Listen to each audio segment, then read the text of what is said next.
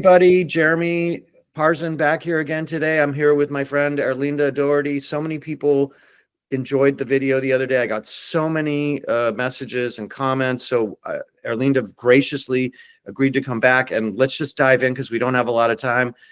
What's the update on the tariffs? Hi, Jeremy. Thanks again for having me. I mean, any little bit of info that I can help out, from where I sit here in DC, I'm happy to do. Well, I just attended the annual meeting of the Distilled Spirits Council of the United States, or what we call DISCUS. And yes, they're obviously focused on the spirits industry. However, nothing has united the beer folks, the wine folks, the spirits folks, the distributors, importers, bartenders, everybody you could think of in our F&B, world. More so than the impact of tariffs and dietary guidelines too, which we're not going to talk about right now. But right now it's the tariffs, and I'll telling you again, it's still we had several meetings. We actually they organized what we call fly-in here in DC. This is where you can go meet with your senators and congressmen on the Hill to kind of express your concerns about various things. So not only did we have good panel discussions about what the quote status is, but also we had one-on-one time with our members of Congress to express industry's concerns with being caught in this crossfire, which was great.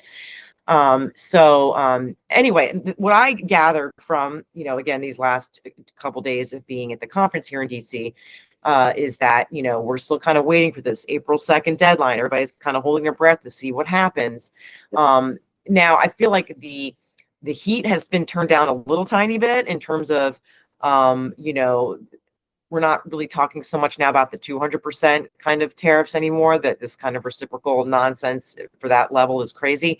But we still don't know exactly what's happening. And we do know that some countries, for instance, good example, India, which we had a 150% tariff on our whiskey, our bourbon over in their country, actually on their own came to meet with the administration and said, okay, or our 150% tariff that we have on American whiskey to 100%, which is still a lot, obviously. But what we're seeing now are countries coming individually over to the administration to negotiate, separately, about these tariffs, because they know that, that is going to be coming to them too. So, what I have heard is that, again, we're kind of looking at this April 2nd deadline to really see what happens. We've been hearing that the percentage of the reciprocal tariffs won't be as high. I've been hearing numbers like 20%, which is, again, not great, but not 200%. And I feel like, when we hear numbers like that and there's some certainty behind them, that, we can work with those, right? Like we can manage processes if we actually know that there's a number there that isn't ridiculous, but not great still. But anyway, there's some certainty with that. So I think what's going to end up happening here is we're going to have to hear what happens on April 2nd. It seems like it's going to be more country to country.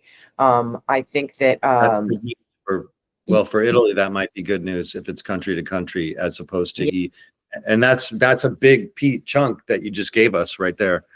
That there's a glimmer that it won't. And I think that that our folks here in DC have been doing a good job of trying to put the message out there, to congressmen who, again, a good example was we had 150 meetings total yesterday with meetings of members of the Hill to explain the impact of these tariffs on our industry as a whole. And they were very receptive to that and really weren't aware, again, we kind of get caught in the crossfire. It's not about alcohol or wine or whiskey. It's about aluminum, steel, all these other things that have nothing to do with our products. And one thing that, we've always been proud of with the alcohol industry is that we're like the example of fair trade, right? Like of the zero tariffs, right? Like if we have no tariffs on our products and our friends in Europe don't have tariffs, we don't have tariffs on their products, then we're going to be able to sell more to both markets. And we have different products. So it's not necessarily like we're competing.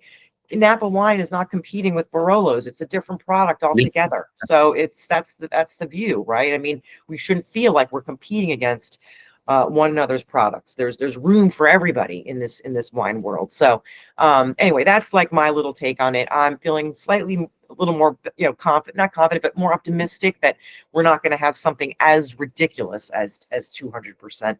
I don't know the exact number yet, but it seems going to to be a more reasonable amount you know, based on what we've been hearing. But I do feel good that we made a good attempt and a very good effort to have one-on-one meetings with members to really explain to them the impacts of, you know, on small businesses, importers, family-owned distributors, you know, all these folks that are Yeah. suppliers, you know. So I feel a little better than I did last week, although again, we're still kind of waiting to see what happens on April 2nd. Yeah, I'm about to head to Tulsa for an event, and Oklahoma is an interesting state where they don't even have any import. It's illegal to import wine, and they have to buy. So they're in a really tight spot in terms of what wine are they going to have for OND this year. Oh my gosh, yeah. And it's great. I mean, I can just feel my heart rising, you know, hearing you say, wow, they're hearing us. They're, you know, and I remember asking you in our last chat, do they feel our pain? Do they? And I think that's one of the big problems. I remember in the first round of tariffs in 2017, I guess, and I was called upon to contact my Texas Congress person. They were like, their answer was, the aide that I ultimately talked to said, people should just drink more California wine. And I could tell they just have no idea that there's They this don't whole understand.